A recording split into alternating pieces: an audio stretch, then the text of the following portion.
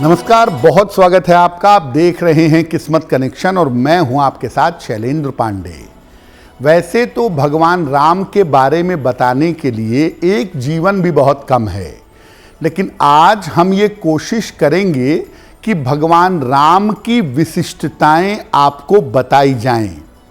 उनकी कुंडली के ग्रह कैसे हैं, भगवान राम का वास्तविक स्वरूप कैसा है, और अगर आप इस बार भगवान राम के मूर्ति की प्राण प्रतिष्ठा और राम जन्मभूमि की स्थापना के अवसर पर श्री अयोध्या नहीं जा पा रहे हैं, तो आप भगवान राम की पूजा उपासना कैसे करेंगे। बात करेंगे राशियों की, आपका हाल कैसा रहने वाला है, और कार्यक्रम के अंत में आपको बताएंगे स्वस्थ रहने के सरल उपाय निरोगी भव में, और देंगे सफलता का एक विशेष उपाय सक्सेस मंत्र में। तो चलिए कार्यक्रम की शुरुआत करते हैं और सबसे पहले जानते हैं पंचांग। दिनांक 22 जनवरी 2024, दिन सोमवार, तिथि है पौष शुक्ल पक्ष की द्वादशी तिथि, शाम के 7:51 तक। नक्षत्र है मृगशिरा नक्षत्र। चंद्रमा वृषभ राशि में संचरण कर रहे हैं शाम के 4:22 तक। राहु काल का समय प्रातः काल 7:30 से लगभग 9 बजे तक। पूर्व दिशा की तरफ यात्रा करने की मनाही है, लेकिन अगर यात्रा करना ज़रूरी है, मजबूरी है, तो जरा सी मिश्री खाकर और भगवान का स्मरण करके यात्रा करेंगे तो मुश्किल से बचे रहेंगे। अब जानते हैं दिनांक 22 जनवरी 2024, दिन सोमवार को प्रातः काल 5:30 पर ग्रहों की स्थिति क्या है। शुक्र, बुध और मंगल विद्यमान हैं धनु राशि में। सूर्य विद्यमान हैं मकर राशि में। शनि कुंभ राशि में। राहु मीन राशि में और बृहस्पति संचरण कर रहे हैं मेष राशि में। चंद्रमा फिलहाल विद्यमान हैं वृषभ राशि में और केतु विद्यमान हैं कन्या राशि में। देखिए, जब भी भगवान अवतार लेते हैं, ग्रहों से, नक्षत्रों से प्रभावित होते हैं और उनके जीवन पर ग्रहों का प्रभाव भी पड़ता है। हालांकि जब अवतार में नहीं होते तो वो ग्रहों नक्षत्रों को नियंत्रित करने वाले बन जाते हैं। भगवान राम की कुंडली के बारे में वाल्मीकि रामायण में और रामचरितमानस में एक इशारा किया गया है, एक संभावना बताई गई है कि भगवान राम की कुंडली उनके जन्म के समय कैसी बनी। तो सबसे पहले जानते हैं कि भगवान राम की कुंडली कैसी है और इसकी विशेषताएं क्या हैं। भगवान राम का जन्म हुआ था चैत्र शुक्ल पक्ष की नवमी तिथि को। उनकी कुंडली है कर्क लग्न की, कर्क राशि की और पुनर्वसु नक्षत्र की। पुनर्वसु नक्षत्र का कुछ हिस्सा मिथुन में आता है और एक हिस्सा आता है कर्क में, तो उनका जन्म पुनर्वसु नक्षत्र और कर्क राशि में हुआ। सामान्यतः लोग उनकी कुंडली में सूर्य को दशम भाव में मानते हैं, लेकिन शोध किया गया, अध्ययन किया गया, नवमी तिथि को समझा गया, तो श्री के.एन. राव ने अपने शोध से, अपने अनुसंधान से ये सिद्ध किया कि उनका सूर्य नवम भाव में है।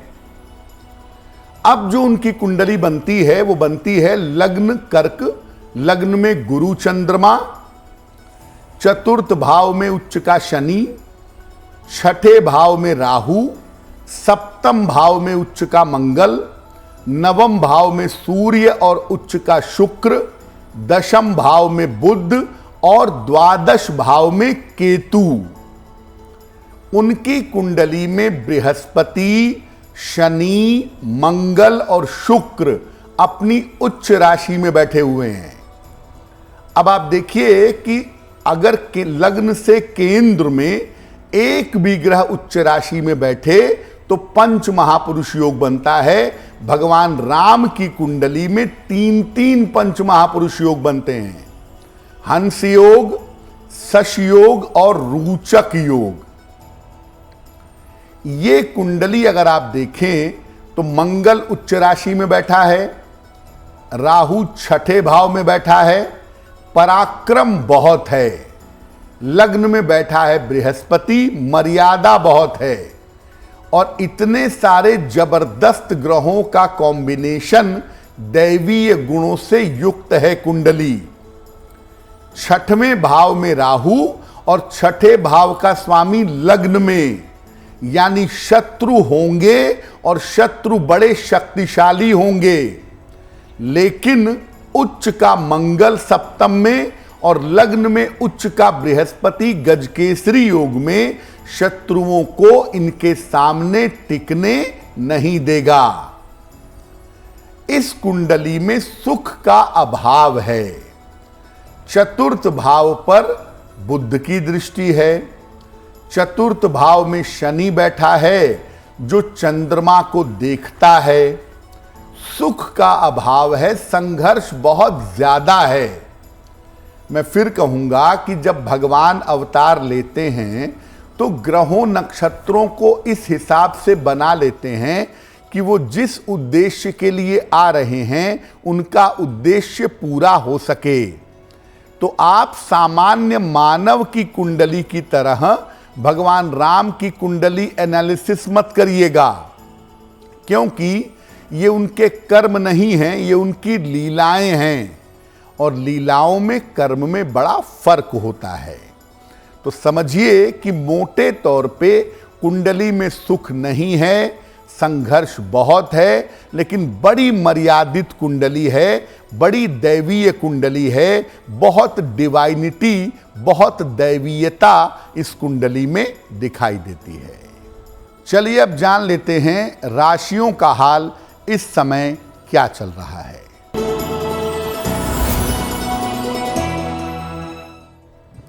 मेष राशि, परिवार का सहयोग मिलता हुआ फिलहाल आपके लिए दिख रहा है। कारोबार में, व्यापार में आपको लाभ होगा। छोटी यात्रा इस समय आपकी हो सकती है। भगवान शिव को अगर जल अर्पित कर दें तो आपका दिन और भी ज्यादा बेहतर होगा।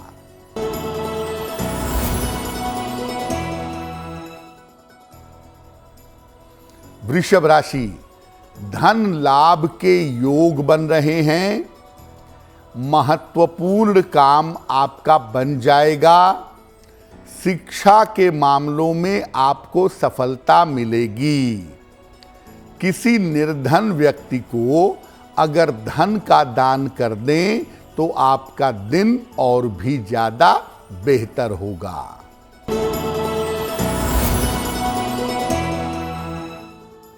मिथुन राशि, करियर में थोड़ी मुश्किलें आ सकती हैं। लिखा पढ़ी के मामलों में सावधानी रखें। शाम से जीवन की स्थितियों में सुधार होना शुरू होगा। किसी निर्धन व्यक्ति को अगर चावल का दान कर दें तो दिन की मुश्किलें बहुत हद तक कम हो जाएंगी।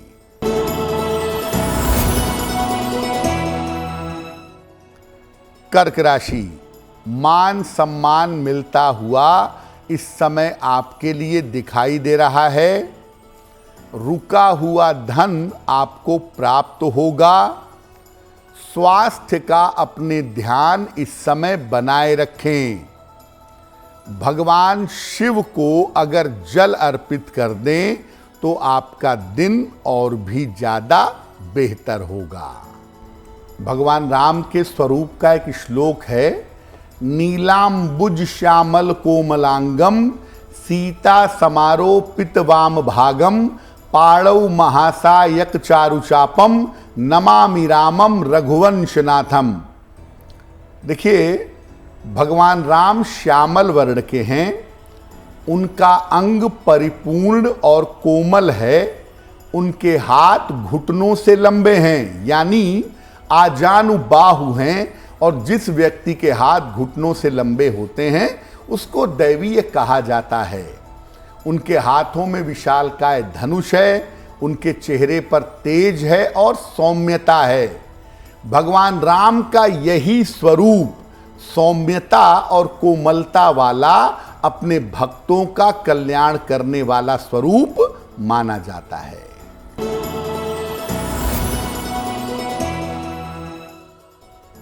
सिंह राशि, नौकरी में परिवर्तन हो सकता है, धन की प्राप्ति हो सकती है, विवाह तय हो सकता है। किसी निर्धन व्यक्ति को अगर धन का दान कर दें तो आपका दिन और भी ज्यादा बेहतर होगा।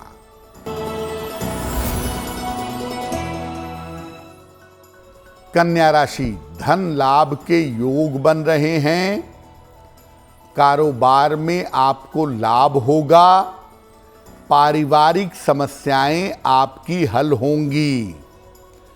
खाने पीने की वस्तु का अगर दान कर दें तो आपका दिन और भी ज्यादा बेहतर होगा।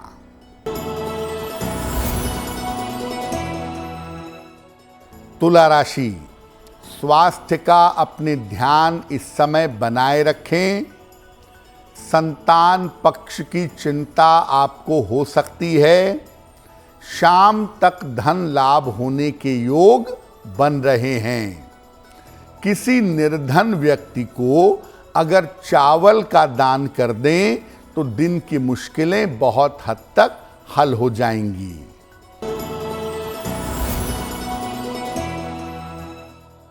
वृश्चिक राशि, धन की स्थिति में सुधार होगा, स्वास्थ्य में आपके सुधार होगा, वाहन सावधानी से चलाइएगा। किसी निर्धन व्यक्ति को अगर धन का दान कर दें तो आपका दिन और भी ज्यादा बेहतर होगा। देखिए, भगवान राम की बहुत सारी स्तुतियां हैं। बहुत सारे लोगों ने समय समय पर अपने भक्ति भाव के अनुसार भगवान राम की स्तुति की है, लेकिन भगवान राम की मुख्य स्तुति है श्री रामचंद्र कृपालु भजमन हरण भव भय दारुणम। और ये स्तुति तुलसीदास जी द्वारा लिखित विनय पत्रिका में उल्लिखित है। ये स्तुति भगवान के स्वरूप और गुणों का वर्णन करती है। नियमित रूप से इस स्तुति को करने से संस्कार शुद्ध होते हैं, व्यक्ति को ईश्वरीय कृपा का अनुभव होता है। रोज शाम को इस स्तुति को करना सबसे ज्यादा शुभ होता है। परिवारजनों के साथ इस स्तुति को करने से समस्त परिवार का मंगल होता है, समस्त परिवार का कल्याण होता है।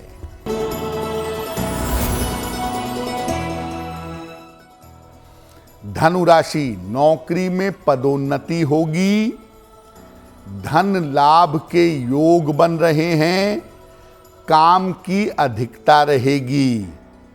भगवान शिव को अगर जल अर्पित कर दें तो आपका दिन और भी ज्यादा बेहतर होगा।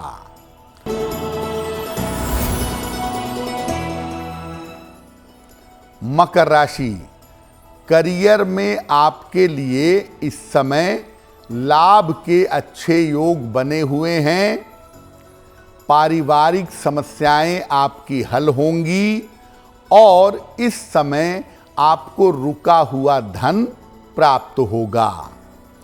खाने पीने की वस्तु का अगर दान कर दें तो आपका दिन और भी ज्यादा बेहतर होगा।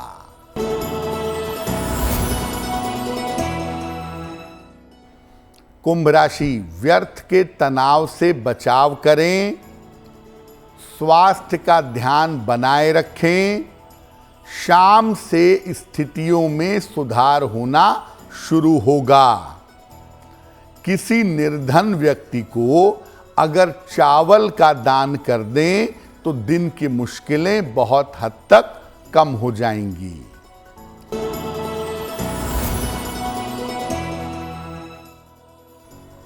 मीन राशि, रुका हुआ धन आपको प्राप्त होगा, जीवन में नए रिश्तों की शुरुआत होगी, लेकिन इस समय अपने वाणी और अपने स्वभाव का ध्यान रखें। भगवान शिव को अगर जल अर्पित कर दें तो आपका दिन और भी ज्यादा बेहतर होगा। 500 वर्षों के बाद भगवान राम, उनकी मूर्ति की प्राण प्रतिष्ठा और स्थापना श्री राम जन्मभूमि में होने जा रही है। इस अवसर पर हर व्यक्ति के लिए संभव नहीं है कि वहां उपस्थित हो सके, इसीलिए आप अपने घर में भगवान राम की उपासना इस पवित्र दिन यानी 22 जनवरी को जरूर करेंगे। कैसे करेंगे उपासना? एक लकड़ी की चौकी पर पीला वस्त्र बिछाएं, इस पर राम दरबार की स्थापना करें, इनके सामने घी का एक दीपक जलाएं, पीले फूल, पीली मिठाई और सुगंध अर्पित करें। खाद्य पदार्थ में तुलसी दल जरूर डालिएगा। इसके बाद भगवान राम की स्तुति करें, स्तुति आपको अभी बताई हमने, या राम नाम का जप करें, या भगवान राम का एक बड़ा सिद्ध मंत्र है श्री राम जय जय राम, इसका जप करें। और इसके बाद अपनी प्रार्थना करें प्रभु से। सबसे अंत में भगवान राम की आरती करें और उनसे कृपा करने की प्रार्थना करें। चलिए अब जान लेते हैं स्वस्थ रहने के सरल उपाय निरोगी भव में।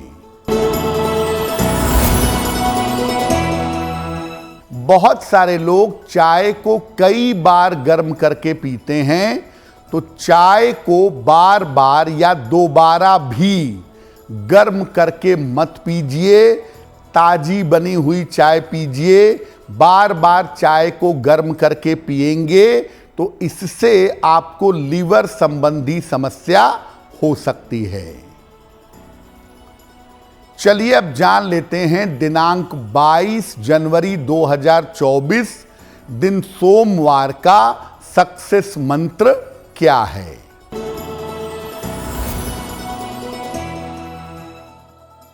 प्रातः काल भगवान शिव को जल अर्पित करिएगा। इसके बाद 9 बार नमः शिवाय का जप करिएगा।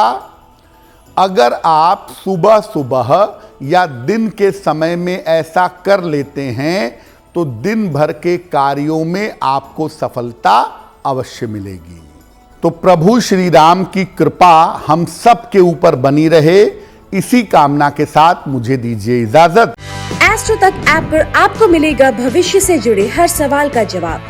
डाउनलोड कीजिए एस्ट्रो तक ऐप और चुटकी में जुड़िए इंडिया के बेस्ट एस्ट्रोलॉजर से।